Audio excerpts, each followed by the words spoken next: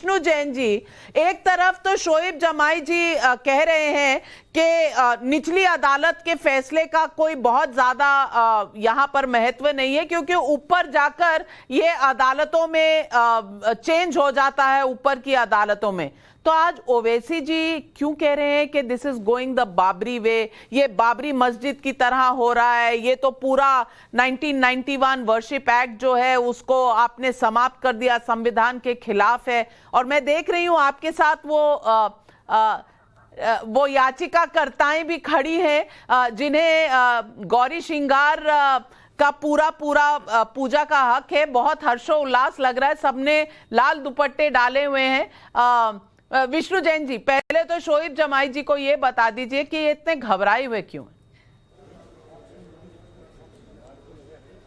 देखिए नाविका जी, point in issue ये है कि जब कोई लड़ाई हम सच्चाई से लड़ रहे हैं और उसके पीछे बहुत स्ट्रांग लीगल रिसर्च है, बहुत स्ट्रांग हिस्टोरिकल रिसर्च है, तो ऐसी लड़ाइयों को ऑब्वियसली जीता जाता है। और शोएब जमाई जी इसलिए घबराए हुए हैं क्योंकि फैक्ट ऑफ द मैटर ये है कि उस तथाकथित मस्जिद के नीचे नवंबर 1993 तक व्यास जी पूजा करते चले आ रहे हैं। इन्होंने अभी सिर्फ मां श्रृंगार गौरी के पूजन की बात की, पर फैक्ट ऑफ द मैटर ये है नवंबर 1993 तक व्यास जी उस तथाकथित मस्जिद के तहखाने में पूजा करते चले आ रहे थे और मुलायम सिंह गवर्नमेंट ने बैरिकेडिंग लगा के उनको वहां से बाहर किया था, जो प्लेसेस ऑफ वर्शिप एक्ट का उल्लंघन था। दूसरी बात, ये घबराए इसलिए हुए हैं कि कमीशन की रिपोर्ट में शिवलिंग मिल गया है, और जब हम बात करते हैं कि अब शिवलिंग की कार्बन डेटिंग की जाए, एएसआई की मांग की जाए, तो इनको दिक्कत होती है, क्योंकि ये चाहते थे कि ये केस आगे चले ही ना, इसी स्टेज पे खत्म हो जाए, इसमें फर्दर कोई बात ना की जाए, कोई एविडेंस ना लीड की जाए। क्योंकि फैक्ट ऑफ द मैटर इसलिए है और ये घबराए इसलिए हुए हैं क्योंकि जो कमीशन की रिपोर्ट आई है अब कोर्ट के रिकॉर्ड का पार्ट बनेगी, और आगे जो हमें शिवलिंग मिला है उसके जो वजू खाने की दीवार है, उस वजू खाने की दीवार को तोड़ा जाएगा, शिवलिंग का अर्गा मिलेगा। इसलिए घबराए हुए हैं क्योंकि जो वजू खाने का एरिया है वो सील हो चुका है, और वो जो पूरी संपत्ति है वो चीख चीख के बोल रही है कि इसका कैरेक्टर एक हिंदू मंदिर का है, जहां पे संस्कृत के श्लोक मिले हैं, स्वास्तिक के चिन्ह मिले हैं, त्रिशूल मिला है। और नाविका जी, एक बड़ी मजेदार बात बताना चाहता हूं, जब हम कमीशन की कार्रवाई के दौरान गए थे तो वहां पे मस्जिद के अंदर कैलेंडर लगा था, ज्ञानव्यापी मस्जिद, और जब उस कैलेंडर को उठाया गया तो उसके नीचे स्वास्तिक के चिन्ह मिले।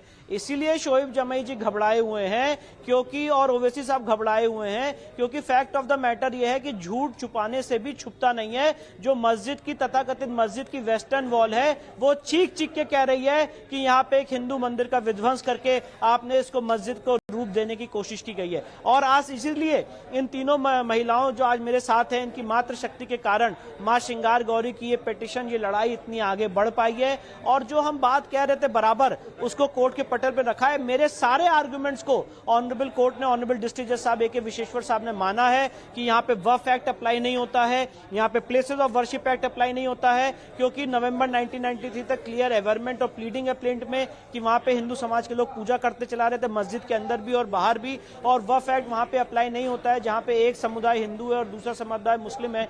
इन सारी बातों का मैंने आपको सार बताया, पर इसके पीछे बहुत स्ट्रांग लीगल रिसर्च है, सुप्रीम कोर्ट के जजमेंट्स है, बिल्कुल मुस्लिम समाज के जितने आर्गुमेंट्स उसको हमने काउंटर किया। मैंने सुना अभी यहाँ पे और याचिकाकर्ताएं वहां पीछे जो आपकी खड़ी है, आज इनका क्या कहना है? क्या इनकी उम्मीद बनी है? क्या समझ रही है? क्योंकि आज कुछ लोग कह रहे हैं कि ये पहला पैदान है जिस पर आप पहुंचे हैं, अभी लंबी लड़ाई बाकी है, और कुछ लोग मान रहे हैं कि आज बड़ी जीत हुई है। आप इसे कैसे देखती हैं? आज हम लोग की बहुत बड़ी जीत है। आज हम लोगों ने इतिहास रचा। हाँ, आज हम लोगों ने इतिहास रचा है, इतिहास, और इसीलिए आज हम लोग बहुत खुश हैं। हम लोग बहुत ज्यादा खुश हैं, हम लोग पहले से भी खुश। आज हम लोगों ने इतिहास रच दिया है। तो अभी लंबी लड़ाई आगे है। कुछ लोग कहने की कोशिश कर रहे हैं कि हर्षोल्लास जरा जल्दी हो गया है, आप जीत का उत्सव पहले मना रही हैं, अभी लंबी लड़ाई बाकी है। अभी आगे तक हम लोग जाएंगे, लंबी लड़ाई लड़ने के लिए हम लोग तैयार हैं।